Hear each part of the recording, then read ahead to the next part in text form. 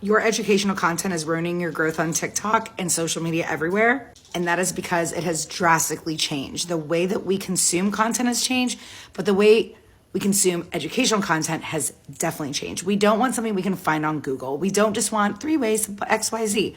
We want specificity. And of course, we want your perspective, not just something I can go literally, like I said, find on Google. So when I work with a client, the biggest thing we do is, say they want to share a tip on how to reduce your time meal prepping for the week. The standard hook would be how to reduce time, blah, blah, blah. We're not doing that. We're going to say how I or how my client, we're going to make it specific. Like, it's not just how you can say yourself. You're not, I think we all got so scared to say anything other than you. You're allowed to say how I created all these meals in blank, how much time. And that's where you get specific.